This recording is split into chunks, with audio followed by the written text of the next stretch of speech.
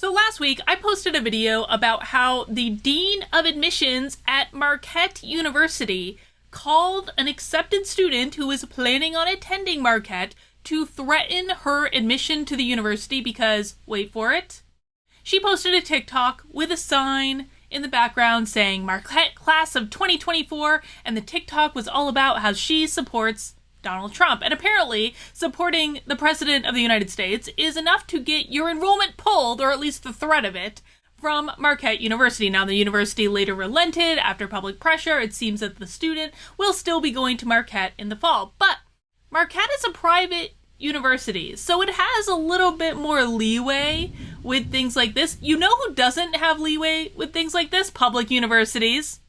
And so to understand why, we're going to first learn what a land-grant university is. A land-grant university, also called land-grant college or a land-grant institution, is an institution of higher education in the United States designated by a state to receive the benefits of the Morrill Acts of 1862 and 1890, signed by Abraham Lincoln.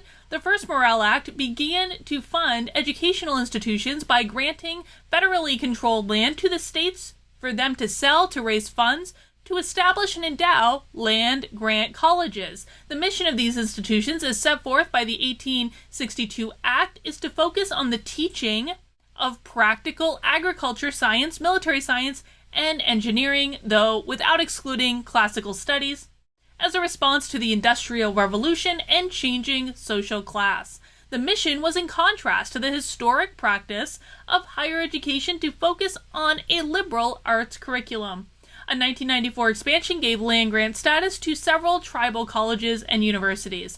Ultimately, most land-grant universities became public universities that today offer a full spectrum of educational opportunities. However, some land-grant colleges are private schools, including Cornell, MIT, and Tuskegee University. Now, the reason I bring this up is because one of the largest land-grant universities, which is still a public state school to this day, is Penn State University. Penn State University, which I have been to many, many times, in State College, Pennsylvania, which is out in the middle of flippin' nowhere. Like, great place for an agriculture school, I'll tell you what. And I just want to take a look at Penn State's values really quickly, which are highly relevant to the conversation we're going to have today. Now, as a land-grant university, the reason I bring up this land-grant status is really important to understand that the school was basically gifted. I mean, Penn State University has huge amounts of land, huge acreage. I mean, Penn State University is essentially the state college. That is what's there. If you live in State College or in the vicinity, chances are you work at Penn State University. It is a public university that is supposed to serve the citizens of Pennsylvania and anyone else who chooses to enroll there, but that's what public universities are. There to make education affordable and accessible to the citizens of that particular state, same as any other state school. So let's take a look at Penn State's values, shall we? Integrity, respect, responsibility, discovery, excellence, and community.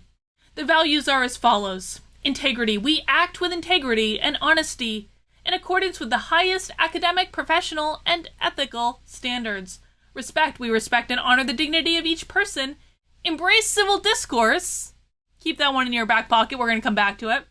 And foster a diverse and inclusive community. One must question, you guys can already see where this is going, right? One must question whether or not that includes diversity of thought or just diversity of skin color, which is important when you're in the middle of nowhere, Pennsylvania. It's not front, it's a very white school, but one would assume they mean all different types of diversity. Let's continue. Responsibility. We act responsibly and we are accountable for our decisions, actions, and their consequences. Oh, really? Penn State. Discovery.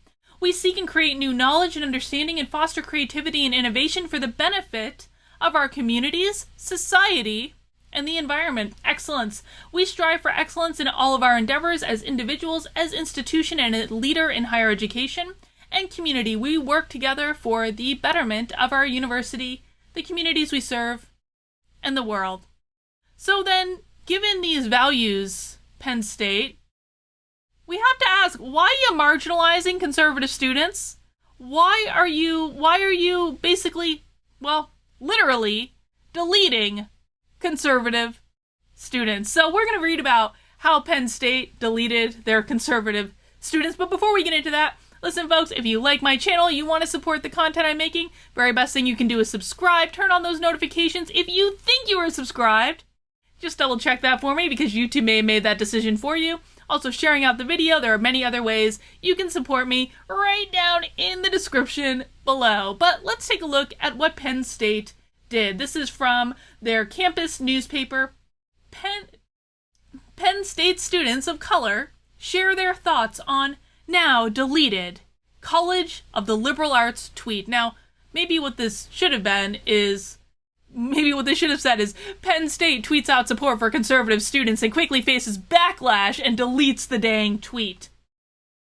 On June 12th, Penn State's College of Liberal Arts posted a tweet in an attempt to express an inclusive and supportive environment, according to William Hessett, the college's director of strategic communications. Now before we even get into that, let's just read what the tweet said. The tweet reads, "Dear students, each of you belongs here." And then it has an image that says, "Dear students, each of you belong here."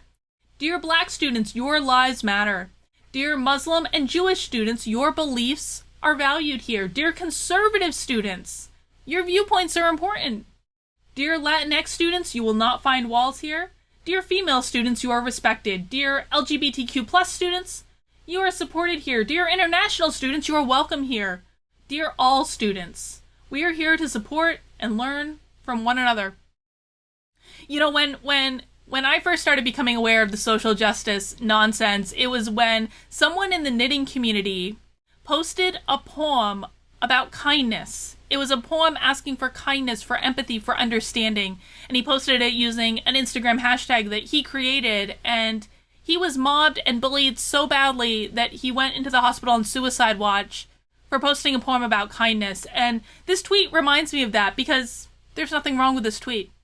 Really, I mean, if you think there's something wrong with this tweet, please leave a comment below. Tell me I'm wrong. But to me, there doesn't look like there's anything wrong with this tweet at all. So can you imagine why the College of Liberal Arts at Penn State University, Penn State University, deleted that tweet? Let's find out, shall we? The tweet, which had lines reading, "Dear conservative students, your viewpoints are important," and "Dear Latinx students, you will not find walls here," faced backlash from Penn State students who found the tweet harmful towards people of color and ignorant of the systemic issues that oppress people of color in the United States today. The tweet was later deleted. Student Cassandra Nunez said the experiences of conservative students and students of color cannot be presented as equal in any way. In other words, we really just shouldn't talk about the fact that conservative students often feel maligned at colleges because that would be giving them too much comfort to let them know we hear your voices too. You know, I mean, I don't know why these kids think that empathy and kindness and consideration is like pie. Like, just because like you get a slice doesn't mean there's one less slice for everyone else. When it comes to emotions of kindness and compassion, everyone can have a dang slice of pie. Everyone can have 2 slices of pie. You never run out of enough of those things for everyone. So why are they saying that you can only give love to some people, you can only give pie to some people and not to others if you never, ever, ever run out? What would be the point of that? Let's continue. She said that because Penn State is a predominantly white school, many voices of students of color were lost in the wave of criticism that followed the tweet. I'm sure those voices were not lost at all, let's be honest. However, Nunez, a junior in electrical engineering, says it is important to hear the voices of individuals within those communities. Conservatives in the United States do not live in a system that was built from the blood and trauma of their ancestors, a system that continues to pull down people who look like their ancestors every day, Nunez said in an email. Nunez added that the experience of conservative students does not compare with the centuries of injustice felt by students of color as well as Muslim and Jewish students. You know what's funny about this is they literally feel that compassion can be granted to everyone else. Every other group of students, and even more than were mentioned in that tweet, which we're going to find out about in a sec. They feel like compassion and empathy can be granted to everyone except the people they disagree with. Now, riddle me this. who is it most important to grant compassion and empathy to? Is it the people that are just like you, that agree with you, that you're always going to be high-fiving each other when you feel like you've owned the conservatives? Is it those people, or is it the people that you disagree with? Because for my money, it's not really impressive at all to give compassion and empathy to people who agree with every word that you say. It's much more impactful and powerful to give compassion and empathy to people who drive you insane, who will disagree with every word you say, who maybe even fight you hook, line, and sinker. But at the end of the day, you find it within yourself to be the bigger person, to forgive, to move on, to show them the love that you want them to show to you. And the ironic thing is, too, that I bet the conservative students at Penn State would absolutely agree with the phrase, Black Lives Matter. Of course, Black Lives Matter. No one disagrees with that. But why can't we at the same time show them the same compassion and empathy? And why is the university from an official university account, why are they supporting this? I don't understand. Well, I do understand. I know a lot of people who work at Penn State. I know exactly what's going on. I'm sure they're all going to be thrilled about this video. Hi, guys. Hi. Miss you. Black, Latinx, LGBTQ, Muslim, and Jewish individuals have to deal with an environment where a student can scream the N-word at protesters and draw a swastika for a cute sorority swap picture, and there are no consequences. She said in reference to videos and images on social media of alleged Penn State students showing racist and anti-Semitic behavior. I want to be very clear. I don't co-sign that behavior at all. That behavior should be stopped. No one should be doing that. But the majority of conservative students aren't doing that. In fact, the students that are doing that probably are not conservative. Probably have nothing to do with it. Conservative students don't do that. And if they ever talked to conservative students, they would know that they wouldn't do that. Nunez said that the College of Liberal Arts tweet did not mention other groups of typically excluded students, such as those with disabilities or sexual assault victims and survivors. So again, there's more empathy and compassion for students who weren't on the list, but we just have to remove those conservatives, and the school supports it. Listen, I don't blame the students for this. I don't blame the students for acting like students and not understanding nuance and context because their brains are not fully developed to really understand it. I totally get it. Who I blame are the teachers and the administrators who are allowing this to happen without being a positive role model to guide them and say, honey, they probably wouldn't say that. They get in trouble for saying that, but I'm going to say that, honey, you can give them compassion and empathy too. We can show we are there for all of our students, regardless of their beliefs. But they didn't do that. They bent the knee and deleted the tweet. To me, this just shows where Penn State's priorities lie. Amani Murray said, by adding conservative students to the inclusivity tweet, the university neglected her experience as a Black woman. Again, this is not an either or. That's not even in the same realm. Adding conservative students to the tweet has nothing to do with your experience as a Black woman. Both topics can be addressed. Conservative students are some of the students that call us the N-word and show us firsthand what white supremacy really is. Do they really, though? Do they really? Because I don't buy it. I just don't buy it. I met a bunch of conservative students at CPAC. They're the nicest kids in the world. They would never do that. So how do they know? I'm not going to question if they've been called names. I'm sure that's probably true. I'm sure that's part of their experience. I'm not going to question that piece of it. But how do they know they were conservatives? How do they know? Because the only people that I hear throwing around racist terms, like overtly racist terms, are liberals. Those are the only people who I hear using those language. I do not hear conservatives using that language. So how are they coming to that steadfast conclusion? And why isn't an administrator questioning them and saying, how do you know? Why aren't they pushing them to think, to question, to be specific, to look at nuance? Why aren't they? I just don't understand. It's like they're not going to university to learn. It's like they're going to university to screw around and complain and protest. That's what it is. Many students felt this not only demonstrated a false allyship with communities of color, but displayed the Penn State's administration's lack of action to address recent acts of racism within the Penn State community. Okay, let's address this. You can address acts of racism And also say, conservative students, we understand that you have a different perspective on a lot of things, and we appreciate and will create a space for you to have your perspective. But that, like, these students are not pushing back on this tweet in order to fight racism. Let's be really clear about this. I am not questioning that some of these students may have had horrible experiences that they should not have had. I am not questioning that one little bit. I am sure that that is very truthful. But a tweet that said conservative students, you're allowed to have your opinions on our campus. You don't have to live in fear of expressing those opinions. That is not going to fix systemic racism. That is not going to fix the issues that these students have by sending out a tweet and making them delete it. Like, do you really feel like you've solved all your problems now because the tweet is gone? We've won? It makes no sense. The facts that Penn State cannot even come up with their own flyer to spew their lies of solidarity and support is disgusting. So this is just a power battle. It's like, this is students playing. And they're like, what can we get the administration to do? And I guarantee you, listen, I worked at colleges for a long time. I worked at colleges for 10 years of my life. I guarantee you, the administrators are quaking in their boots at these students. I'm surprised I didn't bend the knee faster. We're probably going to see much more of this. Malia Riza says, Penn State is not doing enough to address the concerns of black students. I'm shocked. Penn State makes money off black athletes, yet they fail to protect black students on campus.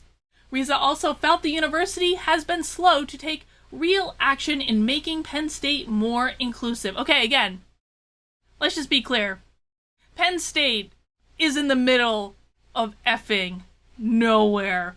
It is like, okay, if you were, it doesn't even matter if you fly into Philadelphia or Pittsburgh, which are on either side of the state of Pennsylvania. Penn State is right in the middle. Like, you've still got 4 hours worth of driving to get to, it is in the middle of nowhere. This is a school that is never going to be as diverse as these students want it to be. It's just not, it's not the way this is going to work, folks. It's really not. Let's just be realistic for a second. Actions speak louder than words, and right now, Penn State's silence is deafening. The administration needs to combat racism with a comprehensive plan to lift up the black community, not only at University Park, but at all Commonwealth campuses, or else it will bring them unbearable consequences that will hurt them in the long run. Why are you giving in to students that are threatening you, Penn State administrators? Why aren't you saying, we run the college, we run one of the largest university systems in the world. Why are you letting the inmates run the asylum? I'm not saying you shouldn't do stuff. I'm not saying you shouldn't come out with plans to make the experiences of all your students better. I'm not saying that at all. You absolutely should. But very literally delete the voices of your conservative students, which I guarantee you make up at least half your population. They really do, and they're feeling like you aren't respecting them or listening to them or any of these things at all. And you don't have to. Again, I think this is really important to understand. You can do both. You can take care of the needs of black students, and you can take care of the needs of Latinx students. I hate that term, but whatever, I'll use it. Latinx students, and you can take care of the needs of Muslim students, and you can take care of the needs of Jewish students, and yes, you can even take care of the needs of conservative students. And guess what, Penn State? If the walkaway campaign is any indication, your conservative students may also be black, and may also be Latinx, and may also be Muslim, and may also be Jewish, because conservative students are not just white men. I know that these kids, because they lack life experience that you as administrators have, think that conservatives are just white men, but they're not. They're absolutely not. Let's finish up. The We Are chant used to be one that gave me pride and accomplishment when I said it. Now it only brings me shame and disdain. I will no longer be saying it. It's like a chant that the university does, I'm going to assume. And that's where it ends. That's where it ends. So again, let's just look at this tweet. All they said is, dear conservative students, your viewpoints are important. And they are important. The viewpoints of all their students are important. They're all students. They're all paying the same tuition to be there. And the message that Penn State sent to its conservative students by deleting this tweet, I think is incredibly powerful. What a powerful moment it would have been for the administrators to come out and say to these students, you know what? We can do both, and here's our plan to make things better for our Black students. And here's our plan to help our conservative students feel like they can talk about their beliefs. Listen, I was talking to the director of diversity and inclusion at a major public university, major public university, and I'm not going to reveal which one because I don't want to give away their identity. But they were telling me about how they have a program in which they actually challenge their students to see things from the points of view of conservatives. They really do. They bring conservative students into the diversity discussion. Now, it's not all about conservative students, as it shouldn't be. It's about all of these different groups and how can we all get along and how can we communicate and how can we understand other people's perspectives. But I bring up this story to say that it is not an out of the realm possibility for a major institution of higher education to be looking at all the different groups and bringing conservatives into the mix and having these conversations with conservatives. And it's really important. And it's even more important to stand up to your students and to say, we hear you, but these students are just as important as you. You are not more important. We're going to do our best to meet everyone's needs, and that's the way it should be. This could have been an absolute teaching moment. What did Penn State do? They deleted the tweet, and I don't know. I'm sure we'll be paying attention to this. I'm sure I'm going to hear about it from my friends that work there that already are not happy with me for a variety of reasons. But I'm going to keep a little eye on this, and we'll see where Penn State goes from here. All right, folks, that's all I've got for this one. I will be back at you tomorrow with more videos. And, of course, we're going to do our live stream with Joshua and I tomorrow at 9:30 p.m. It's our regular Tuesday night live stream, nothing remotely controversial. Come join us. It's a ton of fun. It's just a way to let our hair down and have some fun with the news and laugh rather than being miserable and stressed out all the time because no one wants that.